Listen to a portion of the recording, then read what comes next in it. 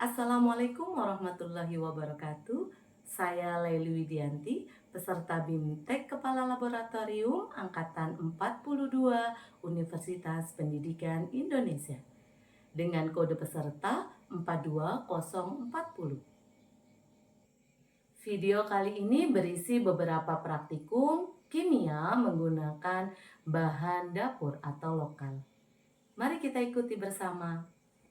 Daftar praktikum pada video kali ini yang pertama adalah perubahan kimia, kedua uji amilum, 3 uji amilum 2, 4 reaksi dekomposisi, 5 reaksi bunglon kimia, 6 reaksi redoks, 7 reaksi pembentukan oksigen dan CO2, 8 reaksi spontan.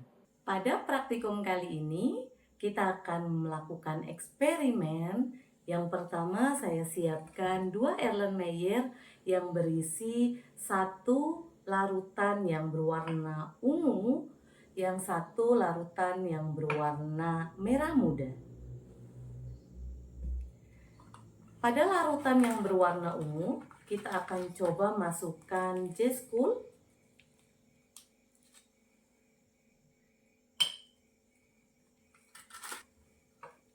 Kita amati bersama, ada perubahan warna yang tadinya ungu pekat.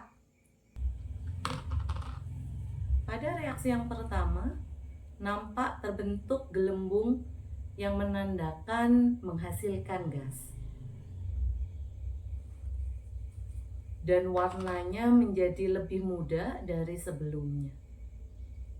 Kita akan coba memasukkan J-School juga ke Erlenmeyer yang kedua.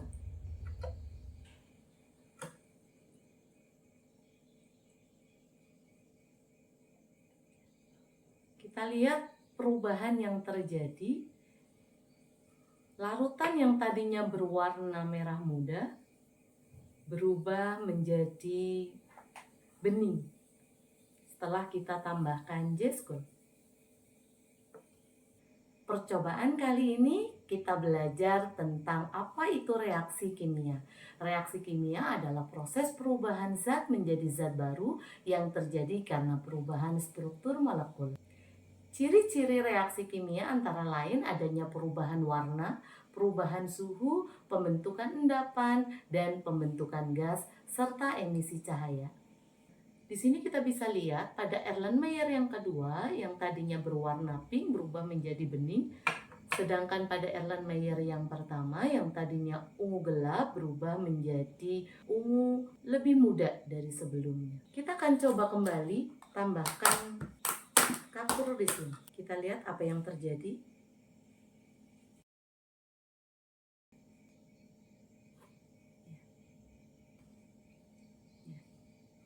Setelah ditambahkan kapur yang tadinya berwarna ungu muda, sekarang berubah menjadi hijau.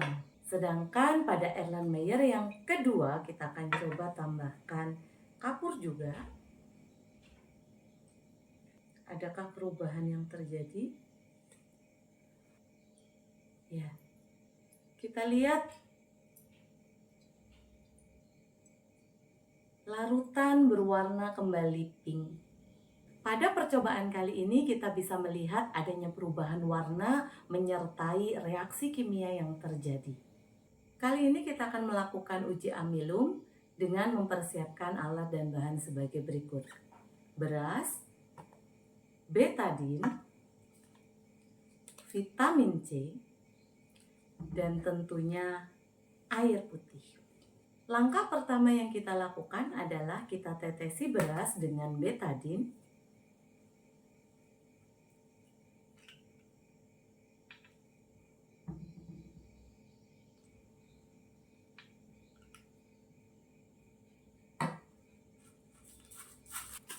Kemudian kita aduk-aduk. Dan di sini nampak beras menjadi kehitaman. Ini artinya di dalam beras terdapat amilum. Kita juga bisa mengukurnya. Kemudian bagaimana caranya untuk kita mengembalikan beras itu dan menghilangkan warna kehitamannya. Kita tambahkan vitamin C Agar lebih mudah bereaksi, maka kita tambahkan air secukupnya. Kemudian kita aduk. Di sini nampak beras yang tadinya berwarna biru kehitaman setelah ditambahkan vitamin C, dia akan kembali seperti semula dan hilang warna biru kehitamannya. Sekian percobaan pengujian Amelu. Percobaan selanjutnya, kita siapkan air cucian beras dan air biasa kita tambahkan dengan betadine, kemudian kita tambahkan dengan vitamin C.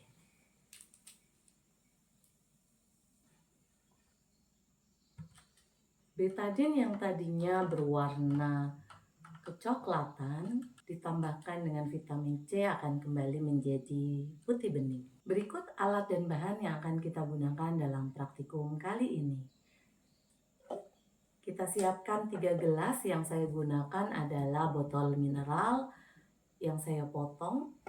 Larutan yang pertama berisi air cucian beras. Larutan yang kedua berisi air yang ditambahkan betadine dan vitamin C. Kita akan masukkan larutan yang pertama ke dalam masing-masing gelas secara merata. Kemudian yang kedua kita masukkan larutan yang kedua secara merata juga.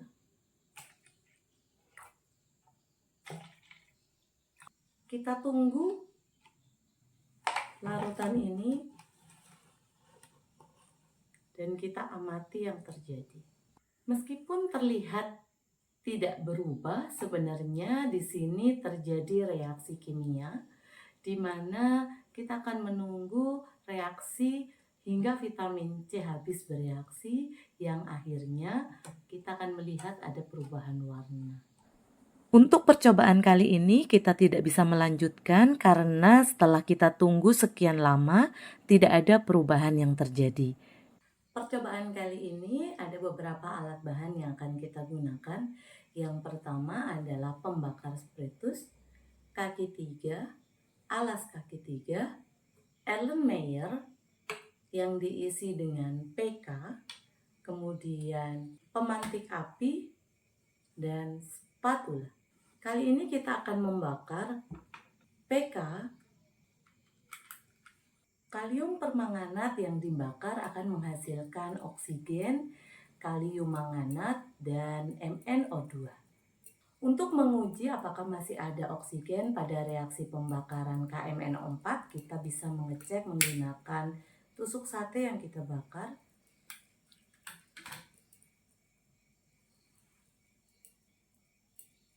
Reaksi pembakaran KMNO4 merupakan reaksi dekomposisi.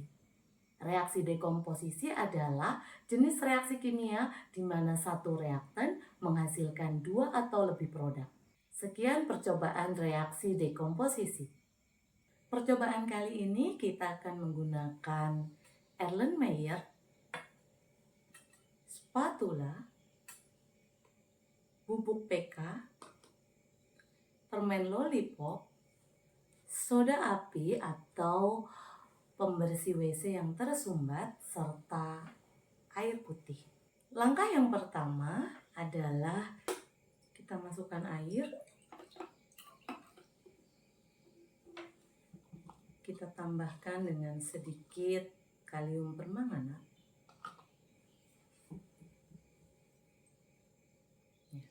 Larutan akan berubah menjadi ungu. Setelah itu kita akan tambahkan soda api atau NaOH atau pembersih WC. Ketika soda api ditambahkan ke dalam larutan kalium permanganat, tidak ada perubahan reaksi. Kemudian saya memiliki permen lollipop tadi. Kita akan masukkan permen lollipop ke dalam larutan tersebut. Kita aduk. Warna ungu kita lihat berubah menjadi warna hijau. Kita akan aduk terus apakah ada perubahan lebih lanjut ataukah berhenti pada warna hijau.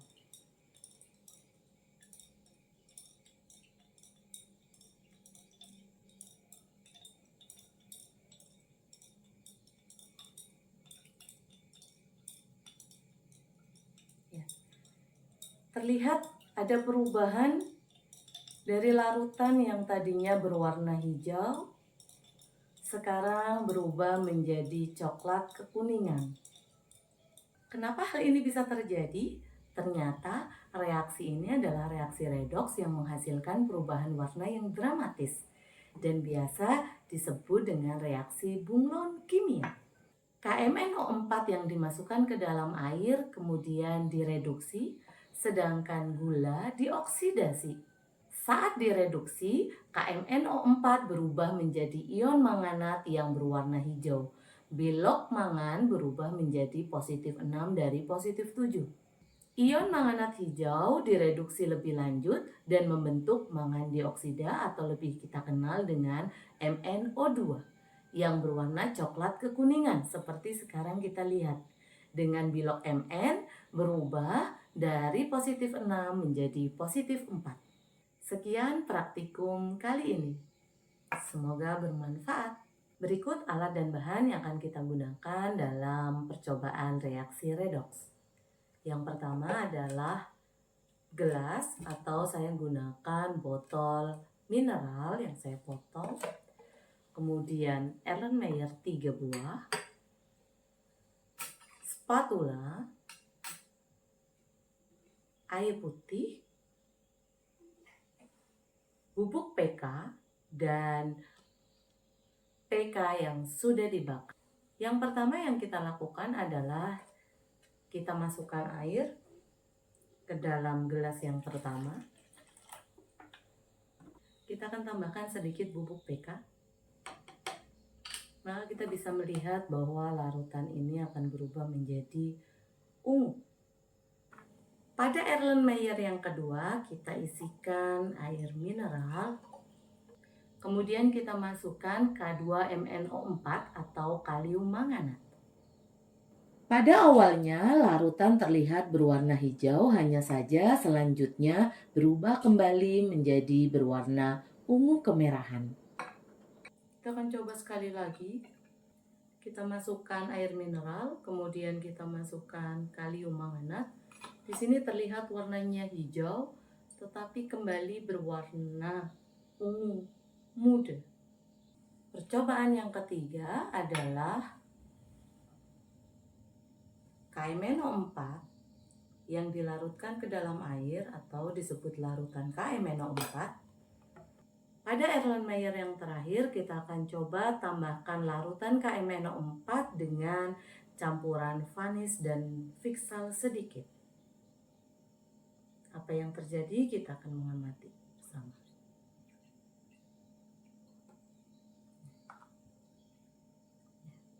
Kita akan lihat 1, 2, 3. Larutan kembali menjadi bening, yang artinya Mn dengan bilok plus 7 ketika ditambahkan dengan vanis dan fiksal maka Mn berubah menjadi bilok positif 2.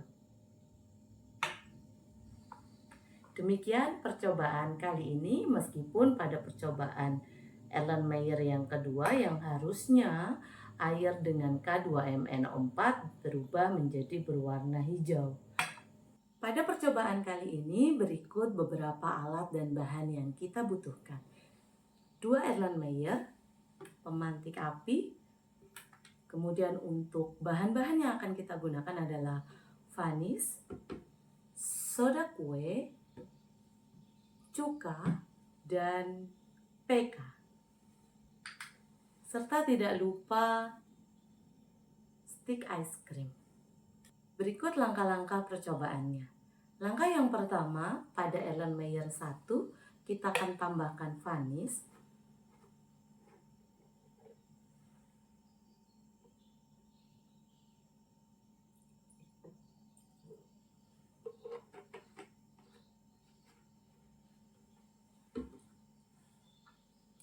Dan sedikit PK.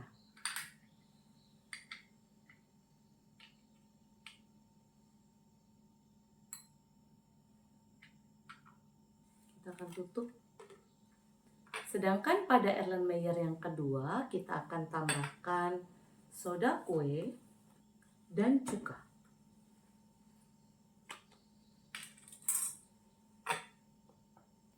Pada reaksi Vanis dengan sedikit pK, maka seharusnya akan menghasilkan oksigen.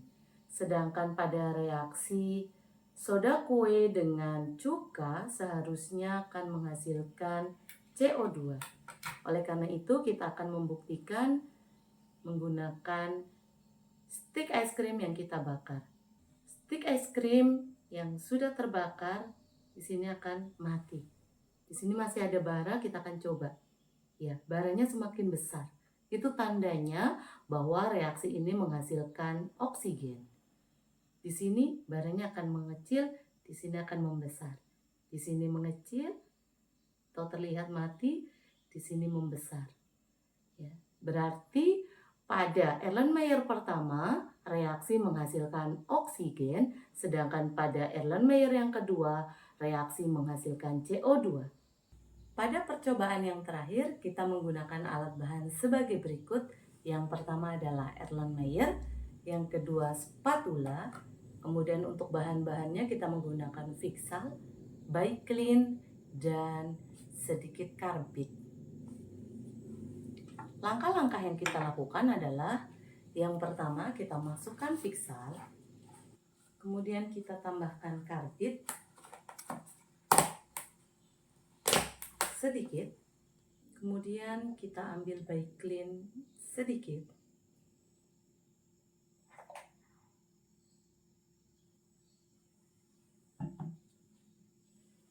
dengan cepat kita masukkan. Meskipun tidak terjadi letupan api, tetapi reaksi tetap berlangsung. Sekian seluruh rangkaian praktikum menggunakan bahan kimia lokal atau rumah. Semoga bermanfaat. Wassalamualaikum warahmatullahi wabarakatuh.